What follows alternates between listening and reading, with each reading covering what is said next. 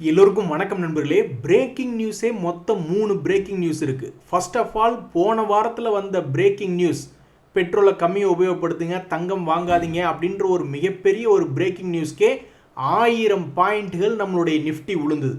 இப்போ இந்த வாரம் 3 பிரேக்கிங் நியூஸ் இருக்குது. அப்போ 3 பிரேக்கிங் நியூஸை வச்சுக்கிட்டு இன்னொரு 1000 பாயிண்ட் கீழே விழுந்துட்டா சத்தியமாக எங்களால் தாங்க முடியாது அப்படின்ற நிலமையில தான் நம்ம இருக்கோம். ஸோ இப்போ இருக்கக்கூடிய 3 பிரேக்கிங் நியூஸை வச்சுக்கிட்டு மார்க்கெட் மேலே போயிடுச்சுன்னா நல்லா இருக்குமே. ஸோ ஃபஸ்ட்டு நம்ம பாசிட்டிவ் பிரேக்கிங் நியூஸ்லேருந்து வருவோம். 2027க்குள்ளே நம்ம யுனைடெட் அரப் எமிரேட்ஸ்லேருந்து நம்ம என்ன ஒரு எனர்ஜி ப்ராடக்ட் வாங்குகிறோம் அப்படின்னாலும், முக்கியமாக க்ரூட் ஆயில் வாங்குறோன்னு வச்சுங்களேன், அதுக்கு வந்து நம்ம அந்த ஈரான் வழியாக வரக்கூடிய அந்த ஹோர்மஸை எதிர்பார்த்து நம்ம காத்திருக்க வேண்டிய அவசியம் இல்லை. ஸோ இதனால் நம்மளுக்கு க்ரூட் ஆயில் மற்றும் மற்ற எனர்ஜி ப்ராடக்ட்ஸுக்கு மேஜர் சப்ளையராக இந்த யூஏஇ வருதுன்னு வச்சுங்களேன். அப்போ நம்மளுக்கு மிகப்பெரிய பிரச்சனைகள் குறைவு. நான் துபாயில் இருந்திருக்கேன். அங்கே வந்து எந்த ஒரு ப்ராஜெக்ட் எடுத்தாலும் ரொம்ப ஸ்லோவாகலாம் இருக்காது. அவங்க எதிர்பார்த்த எஸ்டிமேட் பண்ண டைமுக்கு ஈக்குவலாகவோ அல்லது அதுக்கு முன்னாடியோ கம்ப்ளீட் பண்ணுறதுக்கு தான் முயற்சி பண்ணுவாங்க. நம்ம போய் ரஷ்யா கிட்ட க்ரூட் ஆயில் வாங்கினாவோ அல்லது ஈரான்கிட்ட வாங்கினாவோ தான் இந்த மூக்கை சொரிஞ்சுக்கிட்டு அமெரிக்காவிலிருந்து நம்மளுக்கு பிரச்சனை வரும். இப்போ கூட சமீபத்தில் நம்ம இந்தியா என்ன கேட்டிருக்கோம்னா, நாங்கள் ரஷ்யா கிட்ட இருந்து தொடர்ந்து இன்னும் கொஞ்சம் ஆயில் வாங்கணும், டைம் லைன் எக்ஸ்டென்ஷன் பண்ணுங்க அப்படின்னு கேட்டுக்கிட்டு இருக்கோம். ஆனால் நம்ம யூஏஇ கிட்ட இருந்து வாங்குற மாதிரி இருந்தால் நம்மளுக்கு எந்த விதமான கவலையும் இல்லை. ஸோ இது ஒரு மேஜர் பிரேக்கிங் நியூஸ். இனி நம்மளுக்கு பிரச்சனையே இருந்தாலும் இந்த 2026 வரைக்கும் தான். 2027 இனி இந்த க்ரூட் ஆயில் ரிலேட்டடான பிரச்சனை நம்மளுக்கு இனி கிடையாது. அடுத்து நான் சொல்ல போகிற 2 பிரேக்கிங் நியூஸுமே கும்பா பிரேக்கிங் நியூஸ் தான். ட்ரம்ப் அவர்கள் சீனாவிலிருந்து திரும்பி வந்துட்டார். இனி வரும்பொழுதே ஆக்ஷன் பாயிண்ட் அவருடைய ஃப்ளைட்டில் வரும்பொழுதே அவர் மண்டைக்குள்ளே ஓடிக்கிட்டே இருந்திருக்கணும். ஓகே, வந்தோடனே வேகமாக இந்த வேலையெல்லாம் பண்ணணும்னு நினச்சிக்கிட்டு ஒருவேளை அவர் மனசில் வந்து குண்டு போடக்கூடிய சம்பவத்தை அதிகப்படுத்துவோம், ஈரான் வாரை ஆக்சலரேட் பண்ணுவோம் அப்படின்னு மட்டும் அவர் மண்டைக்குள்ளே ஓடிச்சுன்னா நீங்கள் சந்தேகமே பட வேண்டாம், மிகப்பெரிய கும்பாவாக தான் இருக்கிறதுக்கு அதிகமான வாய்ப்புகள். ஆல்ரெடி 1000 பாயிண்டில் இறங்கி ஒரு 400 பாயிண்ட் மட்டும் ரெக்கவரி ஆகிருக்கு. அவ்வளோதான் ரிலீஃப் ரேலி கொடுப்பாங்க. அப்புறம் நம்ம இப்போ என்ன புல்லிஷ் மார்க்கெட்லேயே இருக்கோம், அப்படியே மேலே கிடுகிடுன்னு ஓடுறதுக்கு ஏதோ ஒரு வகையில் ஒரு சின்ன ரிலீஃப் ரேலி போன வாரம் கடைசி 2-3 நாட்களில் வந்தது.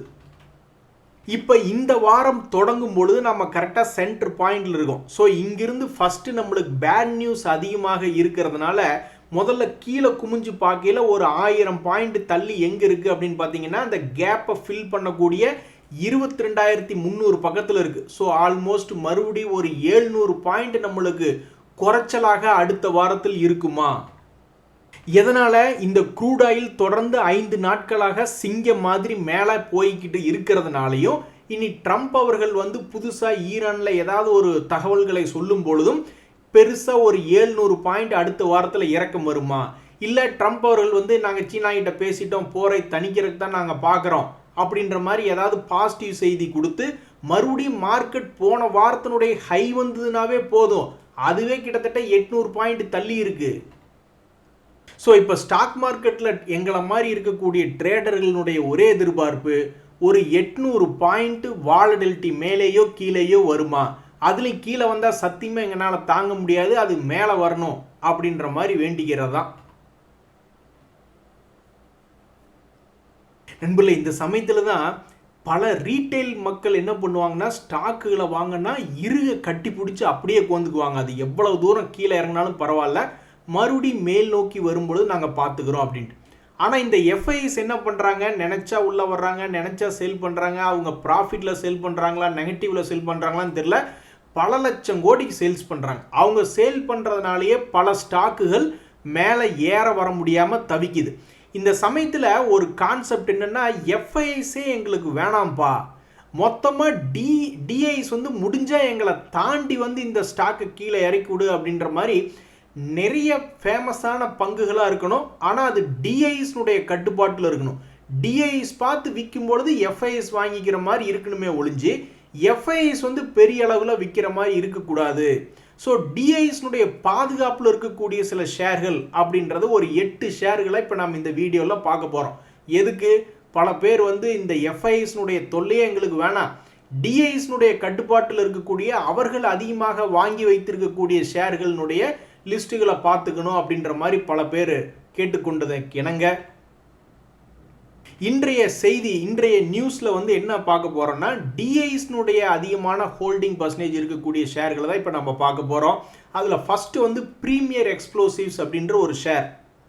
இந்த ப்ரீமியர் எக்ஸ்ப்ளோசிவ்ஸ்னுடைய ப்ராடக்ட் வந்து மோஸ்ட்லி டிஃபென்ஸ் அண்ட் ஸ்பேஸ் ரெண்டுமே நம்ம இந்தியாவில் வந்து ஒரு வளர்ந்து வரும் துறை தான். ஸ்பேஸ் ரிலேட்டடாக, டிஃபென்ஸ் ரிலேட்டடாக தான் இவங்களுடைய ப்ராடக்ட் வந்து 84% சேல் ஆகுது. இந்த சமயத்தில் இவங்களுடைய குவார்ட்டர்லி ரிசல்ட்ஸ் அப்படின்னு பார்க்கும் பொழுது இப்போ வரைக்கும் பெருசாக வளர்ச்சி அடையலை. இனிமேல் எதிர்காலத்தில் வளர்ச்சி அடைவாங்களா அப்படின்றத பொறுத்திருந்து பார்க்கலாம். நீங்கள் வந்து நினைப்பீங்க 2022 37 கோடிக்கு சேல்ஸு, இப்போ 2025 81 கோடிக்கு சேல்ஸ்னால் அப்படியே 3 வருஷத்துலேயே டபுள் பண்ணிட்டானே சேல்ஸ் அப்படின்ற மாதிரி நீங்கள் நினைக்கலாம். அதுதான் கிடையாது. 2024-25 சமயத்திலேயே 165 கோடி 142 கோடின்லாம் சேல்ஸ் பண்ணியிருக்காங்க. அப்போ அதுலேருந்து அப்படியே இன்க்ரீஸ் பண்ணி இந்நேரம் ஒரு 300 கோடிக்கு போயிருந்தா மிகப்பெரிய ஒரு இமாலய சாதனை அப்படின்ற மாதிரி நம்ம நினச்சிக்கிட்டு இருந்திருக்கலாம். இதுதான் ரொம்ப முக்கியமான விஷயம். ஸோ ஃபாரினர்ஸ்னுடைய ஹோல்டிங் பர்சன்டேஜ் என்பது தற்போது வெறும் 1% தான் இருக்குது. ஆனால் நம்மளுக டிஐஸ்னுடைய ஹோல்டிங் 9% அப்படின்றது இருக்குது. அதனால் நீ எங்களை லேஸ் வாக்கில் கிராஷ் பண்ணி விட்டுற முடியாது, நாங்களாக பார்த்து விற்றுக்கிட்டா தான் உண்டு அப்படின்ற ஒரு நிலைமை. ஸோ இந்த ஷேர்னுடைய சமீபத்திய மூவ்மெண்ட் பார்த்தீங்கன்னா 100 ரூபாயிலிருந்து ஆல்மோஸ்ட் 1000 ரூபாய் வரைக்கும் போயிட்டு தற்போது ஒரு 523 ரூபா, ஒரு 40% என்பது இறங்கி ட்ரேட் ஆகிட்டு இருக்கு. இந்த 2026 மொத்தமே இந்த ஷேர் ஒரே ஒரு ரவுண்டு தான் உருப்படியாக போயிருக்கான். இதனுடைய மொத்த ஏற்றம் அப்படின்றது 560 ரூபாயிலிருந்து 380 ரூபாய் வரைக்கும் விழுந்துட்டு இந்த மாதத்தில் எப்படி பிக்கப் ஆகிருக்கான் பாருங்கள். ஏப்ரல் மாதத்தில் 380 to 560 அப்படின்னு வந்திருக்கான். ஸோ பல ஸ்மார்ட் மணி கான்செப்டுக்காரங்கெல்லாம் வந்து கண்டிப்பாக ஓடி போய் இந்த இடத்துல எடுக்க மாட்டாங்க. அவங்க மறுபடி பெரும்பாலும் ஒரு 400 ரூபா ரேஞ்சுக்கு கீழே விழுகுதான்னு பார்த்துக்கிட்டு இருப்பாங்க. தற்போதைய செய்தி என்னென்னா 200 டேஸ் மூவிங் ஆவரேஜுக்கு மேலே இந்த மொமெண்டம் இண்டிகேட்டராக 200 டேஸ் மூவிங் ஆவரேஜுக்கு மேலே இந்த ஷேர் என்பது ட்ரேட் ஆகிக்கிட்டு இருக்கு. ஸோ இந்த ஷேர் தொடர்ந்து மேல் நோக்கி ஏறிச்சுன்னா லாங் டேர்ம் இன்வெஸ்டர்ஸ் மற்றும் மொமெண்டமுக்காக மேல் நோக்கி ஏறிடுவானோ அப்படின்ற ஒரு கான்செப்டில் எடுத்தவங்களுக்கு ஒரு மகிழ்ச்சியாக இருக்கும். மற்றபடி இந்த பங்கு கொஞ்சம் கீழ் நோக்கி இறங்கி ஒரு 400 ரூபா பக்கத்தில் வந்து விழுந்ததுனா தான் ஸ்மார்ட் மணி கான்செப்டுக்காரங்களுக்கு ரொம்ப உதவியாக இருக்கும். ஸோ இந்த ஷேரினுடைய நிலை இன்னும் சில காலங்கள் எடுத்து பார்க்கும்பொழுது எஃப்ஐஎஸ்னுடைய தொந்தரவே இல்லை. அப்படி இருக்கும்பொழுது இந்த ஷேர் என்ன பண்ணியிருக்கு அப்படின்றது பார்க்கறதுக்கு ரொம்ப சுவாரஸ்யமாக இருக்குது. அடுத்து நம்ம பார்க்கக்கூடிய இந்த ஹிந்துஸ்தான் சிங்க், அதே மாதிரி என்எல்சி இந்தியா, இந்த ரெண்டையும் கேட்கவே வேண்டாம். சமீபத்தில் இந்த எஃப்ஐஎஸ்னுடைய டிஸ்டர்பன்ஸ் இல்லாதனால இவனுக்கு பார்த்துருக்கு விட்டுச்சு செதறிட்டானு. என்எல்சி இந்தியாவில் நம்ம போய் பார்க்கும்பொழுது எஃப்ஐஎஸ்னுடைய ஹோல்டிங் பர்சன்டேஜ் ஒரு 3.5% தான் இருக்குது. ஆனால் டிஐஎஸ்னுடைய ஹோல்டிங் பர்சன்டேஜ் 13.97. அதனால் இந்த என்எல்சி இந்தியா மேல் நோக்கி வர அதுக்கு செல்லிங் ப்ரெஷரே பெரும்பாலும் வரல. அதுவும் இல்லாமல் ரிசல்ட் ஓரளவுக்கு நல்லபடியாக கொடுத்துட்டானுங்களா. சமீபத்தில் 5042 கோடி, போன குவார்ட்டரில் 4443, அதுக்கு முந்தினது 4178ன்னு கடந்த 4 குவார்ட்டர்களாக வளரும் பருவத்தில் ரிசல்ட் கொடுத்துட்டான். நல்லா வசதியாக போச்சு, விற்கிறக்கு ஆளுகளே இல்லை அப்படின்னு சொல்லிட்டு அவன் புதிய உச்சத்துக்கே போயிட்டான் என்எல்சி இந்தியா. ஸோ சமீபத்தில் எஃப்ஐஎஸ்னுடைய தொந்தரவு இல்லாமல் அவன் பாட்டுக்கு சிவனேன்னு மேலே வந்த பங்குல என்எல்சி இந்தியா. இப்போ நாம் என்ன தேடிக்கிட்டு இருப்போம்னா எஃப்ஐஎஸ்னுடைய ஹோல்டிங் ரொம்ப கம்மியாக இருக்கணும், டிஐஸ் அதிகமாக இருக்கணும், இருந்தாலும் கொஞ்சம் கீழே ஸ்மார்ட் மணி கான்செப்டில் ஒரு பழைய லோவில் வந்து விழுந்திருக்கணும் அப்படின்னு நம்ம தேடிக்கிட்டு இருப்போம். அப்படி தான் சமீபத்தில் இந்த ஹிந்துஸ்தான் ஜிங்க் என்பது 200 டேஸ் மூவிங் ஆவரேஜ் பக்கத்தில் சமீபத்தில் லோவில் வந்து விழுந்தான். அதுக்கப்புறம் கூட பல பேர்த்தினுடைய செய்திகளை வந்தது 200 டேஸ் மூவிங் ஆவரேஜ் பக்கத்தில் விழுந்து கிடக்கக்கூடிய பங்குகள் அப்படின்ற செய்தியில் இந்த ஹிந்துஸ்தான் சிங்க் அப்படின்றதெல்லாம் வந்தது. அதுக்கப்புறம் இப்போ நம்ம கணக்கு பார்த்தோம்னா ஆல்மோஸ்ட் ஒரு 25% வந்து எஃப்ஐஎஸ்னுடைய தொந்தரவு இல்லாதனால எகிரிப்டான். அப்போ இது போன்ற ஷேர்களுக்கும் ஸ்மார்ட் மணி கான்செப்டுக்காரங்க என்ன நினைப்பாங்க, சரி இன்னும் ஒரு தடவை மறுபடியும் அப்படியே கீழே வந்து விழுவேன் அப்படின்ற மாதிரி யோசிப்பாங்க. மொமெண்டம் ஸ்டாக் ஹோல்டர்ஸ் அந்த என்எல்சி இந்தியா மாதிரி இவனும் மேல் நோக்கி போகணும்னு யோசிப்பாங்க. கடைசியாக இன்னொரு 4 ஷேர்கள் டிஐஸ்னுடைய பாதுகாப்பில் எஃப்ஐஎஸ் உங்களால் தொடக்கூட முடியாது, இருந்தால் தானே விற்பீங்க அப்படின்ற மாதிரி ரொம்ப ஃபேமஸான ஷேர் தங்கமயில் ஜுவல்லரி. அதில் வந்து பார்த்தீங்கன்னா 4% தான் எஃப்ஐஎஸ் வச்சுருக்காங்க, ஆனால் டிஐஸ் 17% வச்சுருக்காங்க. கேட்கவே வேண்டியதில்லை. அந்த தங்கமயில் ஜுவல்லரி அப்படின்ற பங்கு உச்சத்துக்கு மேலே உச்சத்துக்கு தான் போயிருக்கு. தற்போது ரொம்ப சுவாரஸ்யமாக 2026ல் எத்தனை முறை கீழிருந்து ஒரு குறிப்பிட்ட லோலிருந்து மேலே போயிருக்கான் அப்படின்னு பார்த்தீங்கன்னா 2 முறை போயிருக்கான். அந்த 2 முறையும் பர்சன்டேஜ் எவ்வளவு பார்த்தீங்கன்னா ஆல்மோஸ்ட் ஒரு 30% போயிருக்கான். இப்போ துரதிருஷ்டவசமாக தன்னுடைய உச்சத்திலிருந்து ஆல்மோஸ்ட் 20% இறங்கி போச்சு. இனி மறுபடியும் முக்கியமான இந்த சப்போர்ட்லேருந்து தங்கமயில் ஜுவல்லரி பிக்கப் ஆகுமா அப்படின்றதான் இப்போ ஒரு கேள்வியாக இருக்குது. இப்போதைக்கு பெருசாக எஃப்ஐஎஸ்னுடைய செல்லிங் ப்ரெஷர் என்பது இவங்களுக்கு இல்லை. ஸோ இது கடந்த 2 முறை ஏறிட்டியே இந்த வருஷத்தில், இன்னொரு 3வது முறையாக போய் நீ ஹேட்ரிக் பண்ணக்கூடாதா அப்படின்னு பல பேர் எதிர்பார்த்துக்கிட்டு இருக்காங்க.